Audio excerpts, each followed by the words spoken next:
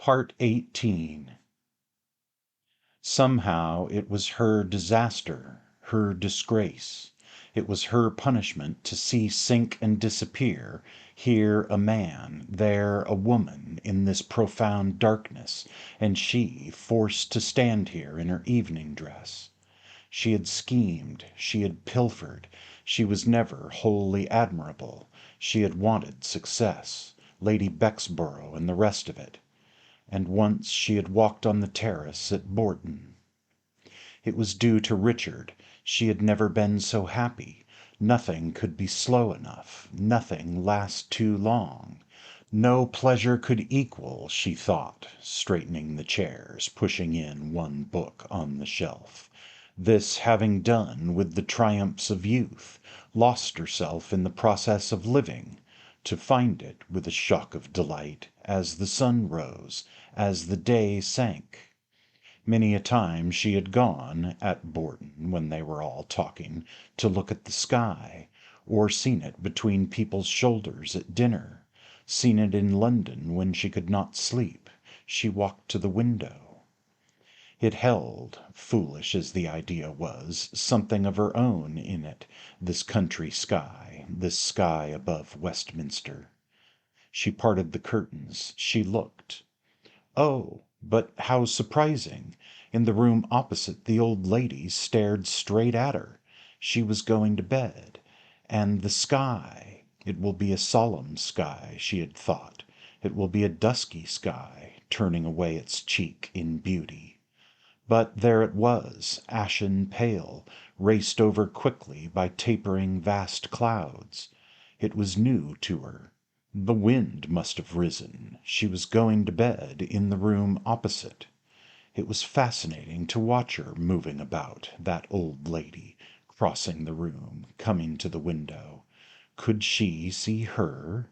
It was fascinating, with people still laughing and shouting in the drawing room, to watch that old woman quite quietly going to bed. She pulled the blind now. The clock began striking. The young man had killed himself, but she did not pity him. With the clock striking the hour, 1, 2, 3, she did not pity him with all this going on. There! The old lady had put out her light. The whole house was dark now with this going on, she repeated, and the words came to her. Fear no more the heat of the sun. She must go back to them. But what an extraordinary night! She felt somehow very like him, the young man who had killed himself. She felt glad that he had done it, thrown it away. The clock was striking. The leaden circles dissolved in the air. He made her feel the beauty, made her feel the fun. But she must go back. She must assemble. She must find Sally and Peter. And she came in from the little room. "But where is Clarissa?" said Peter. He was sitting on the sofa with Sally. After all these years he really could not call her Lady Rossiter. "Where's the woman gone to?" he asked. "Where's Clarissa?" Sally supposed, and so did Peter for the matter of that there were people of importance, politicians, whom neither of them knew unless by sight in the picture papers, whom Clarissa had to be nice to, had to talk to. She was with them. Yet there was Richard Dalloway, not in the cabinet. He hadn't been a success, Sally supposed. For herself, she scarcely ever read the papers. She sometimes saw his name mentioned, but then, well, she lived a very solitary life. In the wilds, Clarissa would say, among great merchants, great manufacturers, men, after all, who did things. She had done things too. "I have 5 sons," she told him. Lord, Lord, what a change had come over her! The softness of motherhood, its egotism too. Last time they met, Peter remembered, had been among the cauliflowers in the moonlight. The leaves like rough bronze, she had said, with her literary turn, and she had picked a rose. She had marched him up and down that awful night, after the scene by the fountain. He was to catch the midnight train. Heavens, he had wept. That was his old trick, opening a pocket knife, thought Sally, always opening and shutting a knife when he got excited. They had been very, very intimate, she and Peter Walsh, when he was in love with Clarissa. And there was that dreadful, ridiculous scene over Richard Dalloway at lunch. She had called Richard Wickham. Why not call Richard Wickham? Clarissa had flared up, and indeed they had never seen each other since, she and Clarissa, not more than half a dozen times perhaps in the last 10 years. And Peter Walsh had gone off to India, and she had heard vaguely that he had made an unhappy marriage, and she didn't know whether he had any children, and she couldn't ask him, for he had changed. He was rather shriveled looking, but kinder, she felt, and she had a real affection for him, for he was connected with her youth, and she still had a little Emily Bronte he had given her, and he was to write, surely. In those days he was to write. "Have you written?" she asked him, spreading her hand, her firm and shapely hand, on her knee in a way he recalled. "Not a word," said Peter Walsh, and she laughed. She was still attractive, still a personage, Sally Seaton. But who was this Rossiter? He wore 2 camellias on his wedding day. That was all Peter knew of him. They have myriads of servants, miles of conservatories, Clarissa wrote, something like that. Sally owned it with a shout of laughter. Yes, I have 10,000 a year. Whether before the tax was paid or after, she couldn't remember, for her husband, whom you must meet, she said, whom you would like, she said, did all that for her. And Sally used to be in rags and tatters. She had pawned her grandmother's ring, which Marie Antoinette had given her great-grandfather to come to Bourton. Oh yes, Sally remembered, she had it still, a ruby ring which Marie Antoinette had given her great-grandfather. She never had a penny to her name in those days, and going to Bourton always meant some frightful pinch. But going to Bourton had meant so much to her, had kept her sane, she believed, so unhappy she had been at home. But that was all a thing of the past, all over now, she said. And Mr. Perry was dead, and Miss Perry was still alive. Never had he had such a shock in his life, said Peter. He had been quite certain she was dead, and the marriage had been, Sally supposed, a success. And that very handsome, self-possessed young woman was Elizabeth over there, by the curtains, in red. She was like a poplar, she was like a river, she was like a hyacinth, Willie Titcomb was thinking. Oh, how much nicer to be in the country and do what she liked. She could hear her poor dog howling, Elizabeth was certain. She was not a bit like Clarissa, Peter Walsh said. Oh, Clarissa, said Sally. What Sally felt was simply this. She had owed Clarissa an enormous amount. They had been friends, not acquaintances, friends, and she still saw Clarissa all in white going about the house with her hands full of flowers. To this day tobacco plants made her think of Bourton. But did Peter understand? She lacked something. Lacked, what was it? She had charm, she had extraordinary charm, but to be frank, and she felt that Peter was an old friend, a real friend, did absence matter? Did distance matter? She had often wanted to write to him, but torn it up, yet felt he understood, for people understand without things being said, as one realizes growing old, and old she was, had been that afternoon to see her sons at Eton, where they had the mumps. To be quite frank, then, how could Clarissa have done it? Married Richard Dalloway, a sportsman, a man who cared only for dogs. Literally, when he came into the room he smelt of the stables, and then all this, she waved her hand. Hugh Whitbread it was, strolling past in his white waistcoat, dim, fat, blind, past everything he looked, except self-esteem and comfort. "He's not going to recognize us," said Sally, and really she hadn't the courage. So that was Hugh, the admirable Hugh.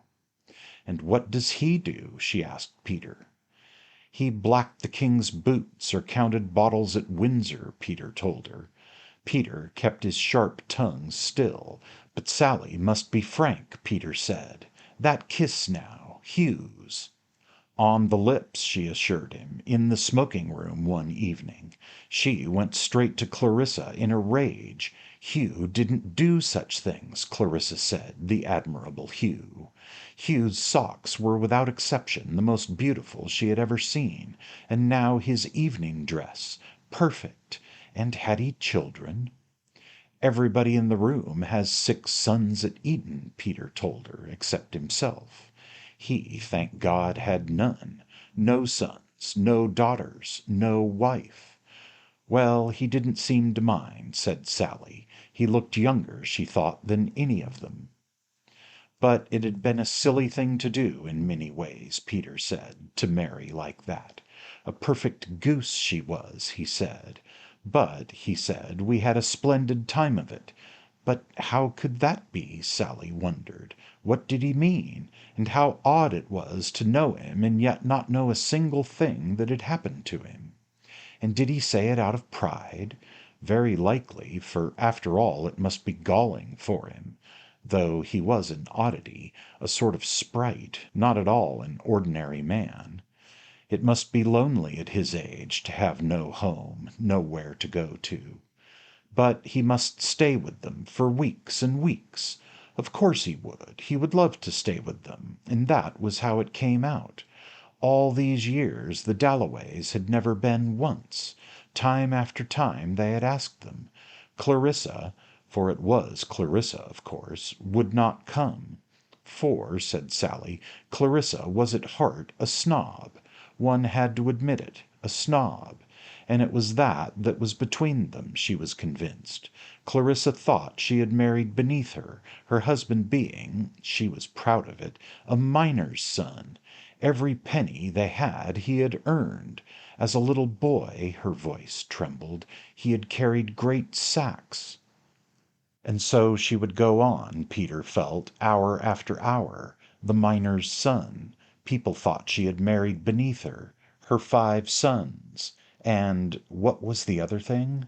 Plants, hydrangeas, syringas, very, very rare hibiscus lilies that never grow north of the Suez Canal. But she, with one gardener in a suburb near Manchester, had beds of them, positively beds. Now, all that Clarissa had escaped, unmaternal as she was. A snob, was she? Yes, in many ways. Where was she all this time? It was getting late. Yet, said Sally, when I heard Clarissa was giving a party, I felt I couldn't not come. Must see her again, and I'm staying in Victoria Street, practically next door. So I just came without an invitation. But, she whispered, tell me, do, who is this? It was Mrs. Hilbery looking for the door, for how late it was getting. And, she murmured, as the night grew later, as people went, one found old friends, quiet nooks and corners, and the loveliest views. Did they know, she asked, that they were surrounded by an enchanted garden? Lights and trees and wonderful gleaming lakes in the sky? Just a few fairy lamps, Clarissa Dalloway had said, in the back garden. But she was a magician. It was a park, and she didn't know their names, but friends she knew they were, friends without names, songs without words, always the best. But there were so many doors, such unexpected places, she could not find her way. Old Mrs. Hilbery, said Peter. But who was that? That lady standing by the curtain all the evening, without speaking? He knew her face, connected her with Borton. Surely she used to cut up underclothes at the large table in the window. Davidson, was that her name? Oh, that is Ellie Henderson, said Sally.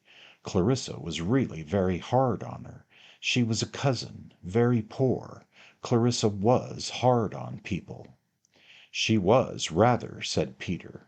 Yet, said Sally, in her emotional way, with a rush of that enthusiasm which Peter used to love her for, yet dreaded a little now, so effusive she might become, how generous to her friends Clarissa was, and what a rare quality one found it, and how sometimes at night or on Christmas Day, when she counted up her blessings, she put that friendship first. They were young, that was it. Clarissa was pure-hearted, that was it. Peter would think her sentimental. So she was, for she had come to feel that it was the only thing worth saying, what one felt. Cleverness was silly. One must say simply what one felt. But I do not know, said Peter Walsh, what I feel. Poor Peter, thought Sally. Why did not Clarissa come and talk to them? That was what he was longing for. She knew it. All the time he was thinking only of Clarissa, and was fidgeting with his knife. He had not found life simple, Peter said. His relations with Clarissa had not been simple. It had spoilt his life, he said. They had been so intimate, he and Sally Seaton, it was absurd not to say it. One could not be in love twice, he said, and what could she say? Still, it is better to have loved, but he would think her sentimental. He used to be so sharp. He must come and stay with them in Manchester.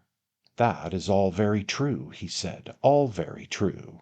He would love to come and stay with them, directly he had done what he had to do in London. And Clarissa had cared for him more than she had ever cared for Richard. Sally was positive of that. No, no, no, said Peter. Sally should never have said that. She went too far. That good fellow, there he was at the end of the room, holding forth the same as ever, dear old Richard. Who was he talking to? Sally asked. That very distinguished-looking man. Living in the wilds as she did, she had an insatiable curiosity to know who people were. But Peter did not know. He did not like his looks, he said. Probably a cabinet minister. Of them all, Richard seemed to him the best, he said, the most disinterested. But what has he done? Sally asked. Public work, she supposed. And were they happy together? Sally asked. She herself was extremely happy. For, she admitted, she knew nothing about them, only jumped to conclusions, as one does. For what can one know, even of the people one lives with every day? She asked. Are we not all prisoners? She had read a wonderful play about a man who scratched on the wall of his cell, and she felt that was true of life. One scratched on the wall. Despairing of human relationships, people were so difficult. She often went into her garden and got from her flowers a piece which men and women never gave her. But no, he did not like cabbages. He preferred human beings, Peter said. Indeed, the young are beautiful, Sally said, watching Elizabeth cross the room. How unlike Clarissa at her age. Could he make anything of her? She would not open her lips. Not much, not yet, Peter admitted. She was like a lily, Sally said, a lily by the side of a pool. But Peter did not agree that we know nothing. We know everything, he said. At least he did. But these two, Sally whispered, these two coming now, and really she must go if Clarissa did not come soon. This distinguished-looking man, and his rather common-looking wife who had been talking to Richard. What could one know about people like that? That they're damnable humbugs, said Peter, looking at them casually. He made Sally laugh. But Sir William Bradshaw stopped at the door to look at a picture. He looked in the corner for the engraver's name. His wife looked too. Sir William Bradshaw was so interested in art. When one was young, said Peter, one was too much excited to know people. Now that one was old, 52 to be precise. Sally was 55, in body, she said, but her heart was like a girl's of 20.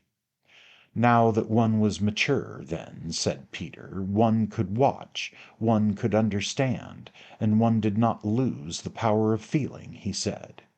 No, that is true, said Sally. She felt more deeply, more passionately every year. It increased, he said, alas, perhaps, but one should be glad of it. It went on increasing in his experience. There was someone in India. He would like to tell Sally about her. He would like Sally to know her. She was married, he said. She had 2 small children. They must all come to Manchester, said Sally. He must promise before they left. There's Elizabeth, he said. She feels not half what we feel, not yet.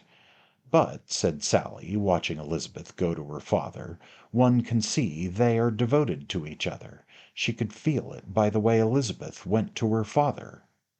For her father had been looking at her as he stood talking to the Bradshaws, and he had thought to himself, "Who is that lovely girl?" And suddenly he realized that it was his Elizabeth, and he had not recognized her. She looked so lovely in her pink frock. Elizabeth had felt him looking at her as she talked to Willie Titcomb, so she went over and they stood together, now that the party was almost over, looking at the people going and the rooms getting emptier and emptier, with things scattered on the floor. Even Ellie Henderson was going, nearly last of all, though no one had spoken to her, but she had wanted to see everything, to tell Edith. And Richard and Elizabeth were rather glad it was over, but Richard was proud of his daughter, and he had not meant to tell her, but he could not help telling her. He had looked at her, he said, and he had wondered, who is that lovely girl? And it was his daughter. That did make her happy, but her poor dog was howling. "Richard has improved, you are right," said Sally. "I shall go and talk to him. I shall say good night." "What does the brain matter," said Lady Rossiter, getting up, "compared with the heart?"